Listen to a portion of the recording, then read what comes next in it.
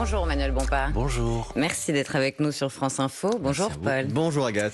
On va revenir sur l'attentat antisémite de Sydney, sur la colère des agriculteurs aussi. Mais d'abord, Marseille encore endeuillée, un mois après l'assassinat de Mehdi Kessassi par des narcotrafiquants. Le président se rend sur place aujourd'hui et promet que l'État gagnera la bataille. Vous, Manuel Bompard, le député de Marseille, vous y croyez encore ou vous dites c'est trop tard ? Non, c'est pas trop tard, mais pour que l'État gagne la bataille, et pour que la société dans son ensemble gagne la bataille contre la criminalité organisée, va falloir changer de méthode et changer de doctrine. Puisque depuis des années et des années, finalement, on s'inscrit dans la même logique. Beaucoup de communication, peu de résultats concrets. Le président de la République vient à Marseille aujourd'hui. L'année dernière, la Cour des comptes disait qu'il y avait, l'année dernière, moins de policiers à Marseille qu'en 2017. Il a quand même mis 5 milliards d'euros sur la table, comme vient de le dire Paul Après, Barcelone. si vous voulez, on parlera du plan Marseille en grand. Je ne sais pas si vous voulez qu'on en parle tout de suite. Non, pour l'instant, sur la criminalité, mais sur la question de la criminalité organisée, moi, je plaide pour un changement absolu de doctrine, c'est-à-dire d'abord se concentrer les moyens policiers, les moyens de la justice sur ce qu'on appelle le haut du spectre, sur le démantèlement des réseaux, et pour ça on a besoin de davantage, par exemple, d'effectifs de police judiciaire, on a besoin de davantage de magistrats, on a besoin de davantage de greffiers. Il faut vraiment mettre les moyens pour se concentrer sur le haut du spectre. Et pourtant, vous n'avez pas voté la loi narcotrafic, Manuel Bompard. Vous êtes les seuls à l'Assemblée qui avaient voté contre, avec 4 députés communistes. Parce que cette loi s'inscrit toujours dans la même logique. On a fait de la communication, on a expliqué qu'on allait créer une DEA à la française, on nous a dit qu'on allait faire un parquet spécial contre un nouveau parquet national. Un parquet national, alors qu'il existait déjà une juridiction nationale. Donc en fait, on a changé le mot, mais on n'a pas changé la réalité de ce qu'il y avait en face. Alors c'est pas tout à fait la même chose, pardon, parce que les juridictions nationales, les juridictions régionales, ce sont elles sont territorialisées. Oui. Là, l'idée, c'était de créer un parquet national qui coordonne justement le tout, qui s'occupe des affaires les plus difficiles. Pardonnez-moi de vous corriger. Ça vous paraît inutile ? Pardonnez-moi de vous corriger. Il existait déjà une juridiction nationale qui s'appelait la Junalco et ce qu'on appelle des JIRS, qui sont là, effectivement, des juridictions interrégionales. La juridiction de Paris et les autres. Donc, en fait, il y avait déjà des outils existants. Donc, le problème, c'est pas de changer les mots. Le problème, c'est de consacrer les moyens nécessaires pour changer la réalité des choses. Et du point de vue de la réalité, malheureusement, les choses n'ont pas changé. Et pour reprendre l'argument de l'exécutif, non mais là-dessus, sur ce point précis, M. Bompard, sur ce point précis, l'exécutif disait que, par exemple, la JIRS de Nancy ne suivait pas ce que faisait la JIRS de Bordeaux et que face à un trafic international, ils avaient besoin d'une vision plus d'ensemble. C'est leur argument. Évidemment qu'il y a besoin on parle de réseaux qui sont des réseaux nationaux et même internationaux. Donc c'est pas si mal là-dessus. Mais non, mais encore une fois, il existait déjà une juridiction nationale, d'accord ? En plus des juridictions interrégionales. Donc, pardon, là c'est peut-être un peu technique pour les gens qui nous écoutent, mais ça ne change strictement rien. En tout cas, ça c'est votre argument, parce que c'est pas ce que dit le gouvernement. Mais vous dites ce nouveau parquet national sur le même modèle que ce qu'on a fait pour les terroristes. Non, vous m'avez interrogé sur la raison pour laquelle la loi narcotrafic, nous ne l'avons pas votée. Je vous explique, de mon point de vue, elle était de ce point de vue-là purement cosmétique, et surtout, elle restait dans cette même logique. Elle n'incluait par exemple rien sur la question des soins, de comment on sort les gens des addictions, et on est toujours dans cette idée que c'est en pénalisant les consommateurs qu'on va résoudre le problème de la consommation de drogue et donc de la criminalité organisée. Nous, on a présenté un plan avec 60 mesures pour s'attaquer à tous les aspects de la criminalité organisée, et j'aimerais bien plutôt qu'on aille dans cette direction. Mais pour reprendre la première question d'Agathe, quand le président de la République, dans la tribune dimanche ce week-end, dit « Je sais l'actualité tragique, je ne mésestime pas les passions à l'approche des municipales, mais dans ce combat de long terme, il ne faut pas céder à l'esprit de défaite ». Est-ce que cette guerre, et je pense notamment à Amin Kessassi qui a perdu 2 frères, est-ce que cette guerre, elle n'est pas déjà perdue ? Non, encore une fois, comme je l'ai dit de mon point de vue, elle n'est pas perdue à partir du moment où on va franchement sur le sujet et on sort de logique sur des logiques de communication. Écoutez, moi je suis député de Marseille. Depuis que je suis député de Marseille, dès qu'il y a un nouveau ministre de l'Intérieur qui est nommé, il vient à Marseille, il dit qu'il va tout changer, il rentre à Paris et il n'y a rien qui change. Donc à un moment, il va peut-être falloir arrêter. Et enfin, c'est là où je voulais en venir tout à l'heure, moi j'assume de dire qu'il faut aussi changer de doctrine, c'est-à-dire qu'il faut casser le vivier d'argent sur lequel vivent aujourd'hui les réseaux de la criminalité organisée, et que c'est la raison pour laquelle nous on plaide pour la légalisation encadrée du cannabis, pour couper les sources d'approvisionnement des réseaux de la criminalité organisée. Il faut tarir les sources de financement de ces réseaux qui sont assis aujourd'hui sur des tas d'argent public. Et donc, d'argent... Mais la cocaïne, Manuel Bompard, ça réglera pas la question du trafic des drogues dures. Très bien, mais justement, précisément, si vous arrêtez de faire courir les policiers derrière les petits consommateurs, consommateurs de cannabis, alors vous avez la possibilité d'aller concentrer les moyens judiciaires et les moyens policiers sur les autres drogues, sur les réseaux de la criminalité organisée qui, pardon, ne se contentent pas de trafiquer de la drogue. Il y a du blanchiment d'argent, il y a de la corruption. Est-ce qu'à un moment on peut parler de ces sujets? On n'en parle jamais. Qu'est-ce qu'on fait contre la corruption, par exemple? Parce que ça, c'est une vraie question. En tout cas, l'article 5 de la loi promulguée en juin prévoit aussi le gel des avoirs et des outils renforcés justement contre le blanchiment. Oui. Ça, vous trouvez ça bien, j'imagine? Oui, c'est une mesure cette mesure-là est une mesure qui va dans le bon sens. J'ai pas de difficulté, évidemment, avec ça. Et cette question-là, du blanchiment, c'est une question à laquelle il faut aussi s'attaquer. En tout cas, Manuel Bompard, vous parliez des points de deal. On constate qu'ils sont passés de 4000 en 2020 à 2700 aujourd'hui. Oui, donc mais vous madame, ne pouvez pas dire que la politique du gouvernement fonctionne pas, si? Si, parce que, madame, excusez-moi, c'est pas le bon indicateur. Parce que tout le monde sait, tous les gens qui travaillent un peu sur le sujet, qui sont un peu spécialistes, savent que les modalités de distribution de la drogue sont en train de muter. Et qu'on est de moins en moins sur des points de deal, comme vous dites, qui sont des points physiques, mais sur le fait d'avoir des livraisons, etc. Donc, le bon indicateur, c'est la vente de drogue. C'est la circulation de la drogue et c'est éventuellement la consommation de la drogue. Ça, c'est des bons indicateurs. Vous êtes dans un pays, en France, dans lequel une personne sur deux a déjà consommé du cannabis. Donc vous pouvez continuer dans une logique de prohibition en considérant que c'est comme ça que vous allez résoudre le problème. Mais de mon point de vue, on ne résout pas le problème comme ça. Donc je pense qu'il faut faire l'inverse. Il faut avoir une politique de légalisation et ensuite, évidemment, une politique de santé publique. Parce qu'il ne s'agit pas de dire on légalise parce que c'est bien de consommer de la drogue. C'est pas ça. On s'y attaque de manière différente et de manière plus efficace. Et justement, il y a plusieurs volets. Il n'y a pas que l'aspect sécuritaire. Il y a aussi ce plan Marseille en grand. C'est pour cela que le chef de l'État va à Marseille, lancé il y a 4 ans, 5 milliards d'euros. Vous n'êtes pas aligné sur le narcotrafic, mais sur ce plan, rénovation des écoles, accompagnement des jeunes, rénovation urbaine, ça vous applaudissez? Non, madame, ce plan, je le dis sincèrement, avec mon collègue Sébastien Delogu, député de Marseille, on a produit hier un rapport d'une commission d'enquête populaire qu'on a faite, où on a auditionné un certain nombre de personnes à Marseille sur voilà, quelle est la réalisation, l'état précis de ce plan.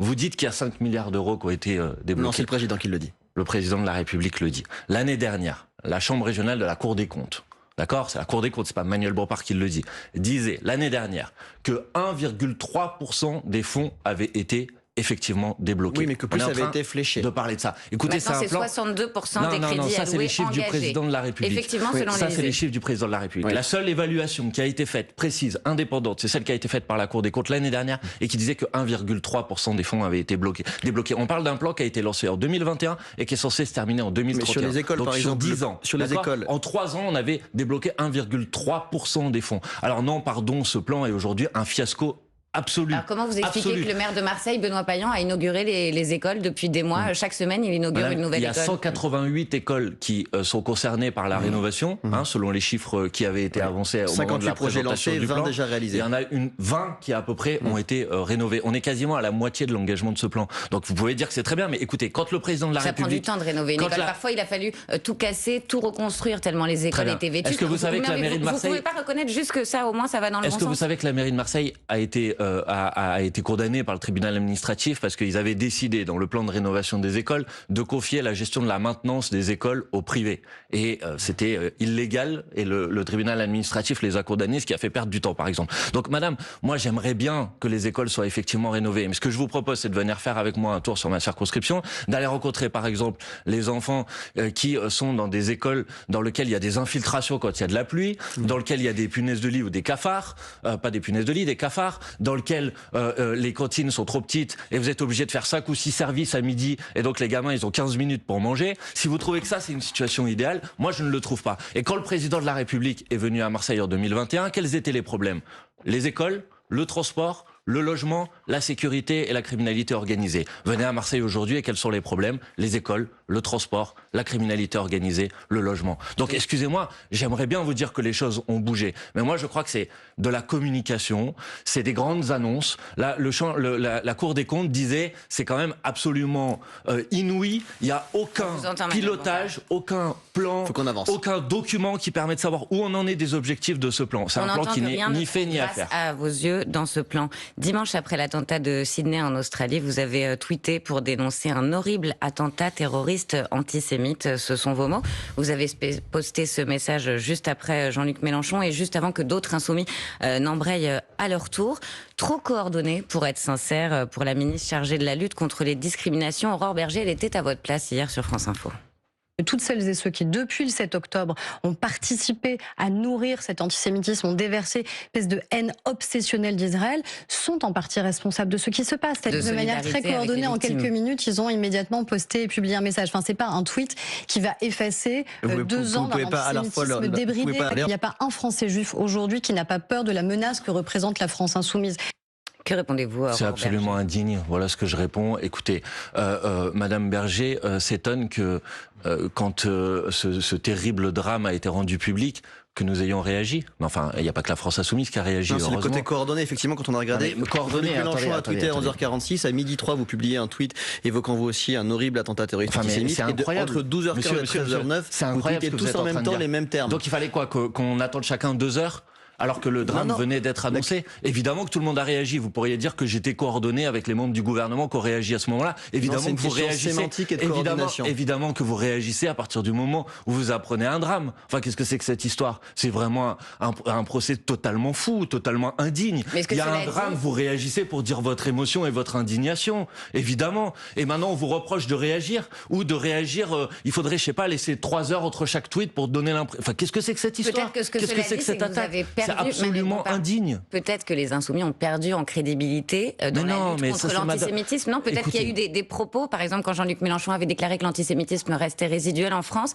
Est-ce qu'aujourd'hui vous regrettez ce type de propos? C'est vraiment, franchement, je vous le dis sincèrement, je ne sais pas pourquoi, sur un drame qui a lieu à 15 000 kilomètres d'ici, qui est un drame absolu, qui je pense a choqué, a stupéfait tout le monde, pourquoi en plus vous avez des gens comme Madame Berger, ministre, qui viennent chercher à faire des polémiques, mais de manière absolument abjecte en fait. Donc non, excusez-moi, ne cherchez pas, il y a aucune sincérité dans l'indignation de Madame Berger, il y a juste une instrumentalisation absolument indigne de cet attentat pour essayer d'en faire de la politique politicienne à l'échelle nationale. C'est pas parce que vous avez tardé à qualifier les attentats du 7 octobre. Alors voilà, donc maintenant, en plus, hier, j'ai entendu Madame Berger dire absolument n'importe quoi, dire que la France insoumise n'avait pas condamné les attentats du 7 octobre, alors qu'évidemment qu'on l'a fait. Tardé.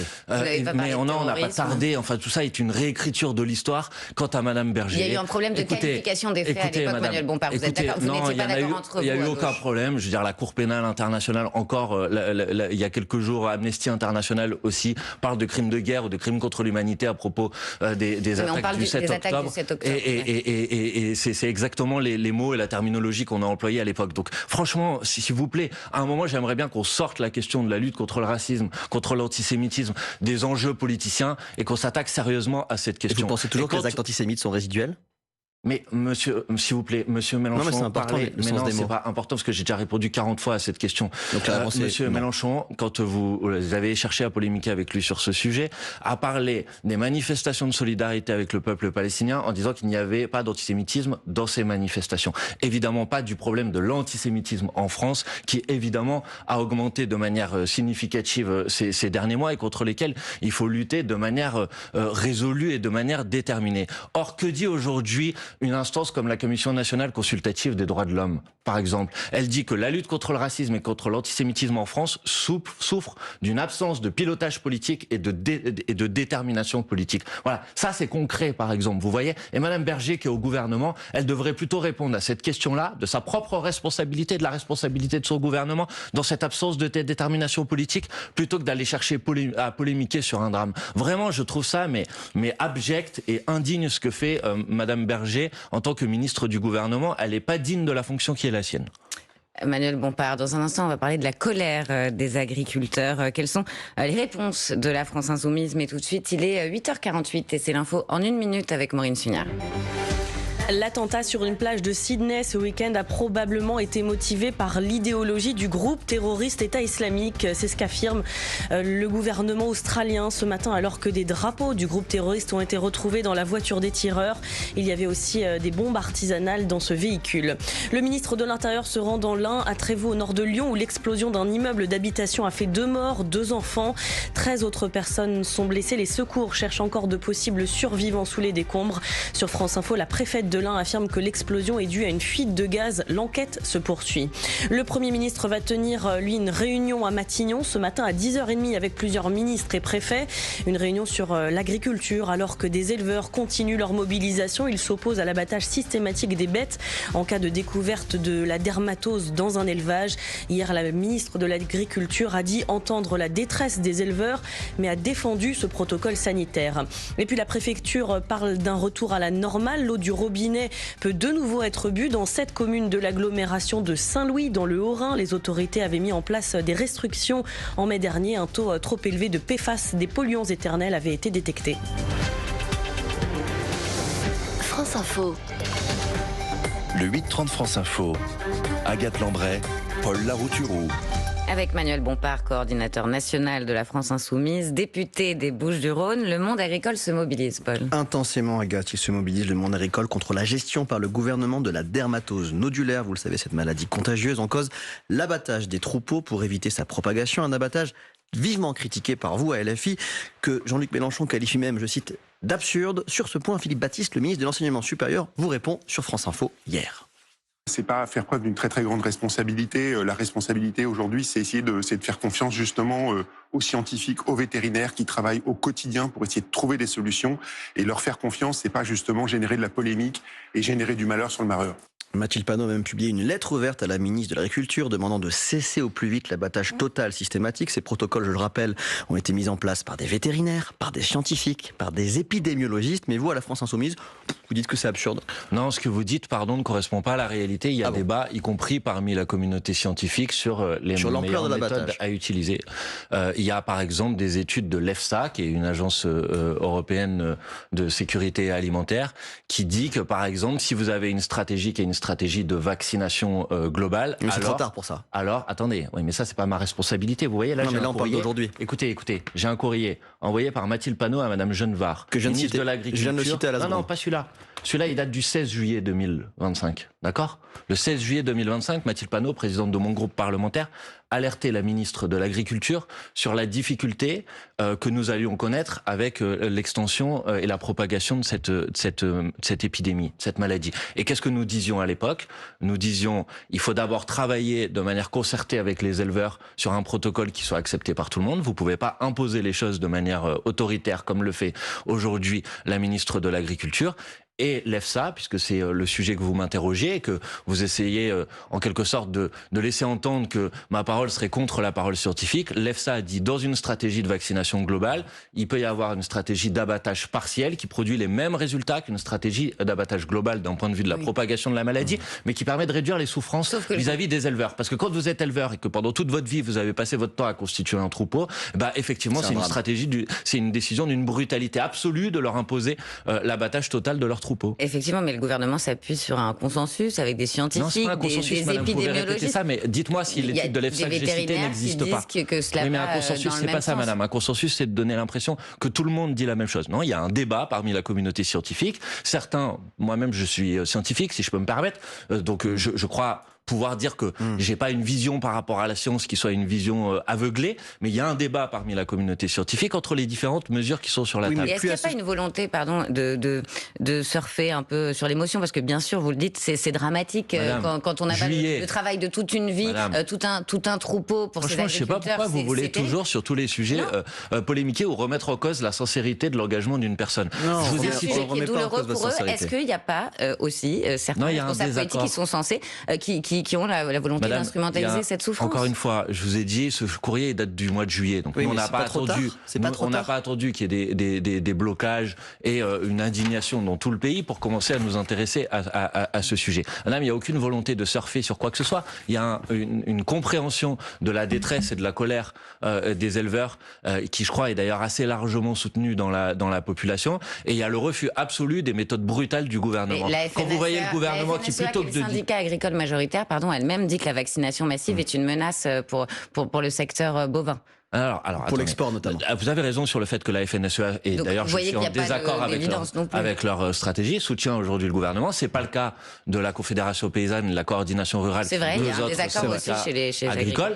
Mais vous avez raison sans doute que pour certains, et peut-être pour la FNSEA, il y a un refus de généraliser la vaccination parce qu'il y a des règles européennes totalement absurdes qu'il faut que si vous généralisez la vaccination, vous rendez difficile l'export des bêtes françaises à l'étranger. Pardon, il faut Donc qu'on moi avance. je dis il faut changer de protocole et je dis évidemment qu'il faut renégocier au niveau européen parce qu'il n'est pas normal que si vous vaccinez vous puissiez plus faire d'exportation. On est obligé d'avancer, excusez-moi de vous avoir interrompu. Ah bah, c'est sérieux comme sujet. Mais c'est tellement sérieux qu'il y a un autre grand pan de la colère agricole, c'est évidemment le Mercosur, l'accord de libre-échange entre l'Union européenne et les pays d'Amérique latine, qui sera notamment débattu samedi au Brésil par Ursula von der Leyen. Pas débattu, elle veut le signer. Elle veut le signer, vous avez raison. Malgré ces concessions de Bruxelles, la France s'oppose toujours à sa signature. Est-ce qu'elle peut encore s'y opposer? Sébastien Lecornu a officiellement demandé dimanche le report du vote des 27.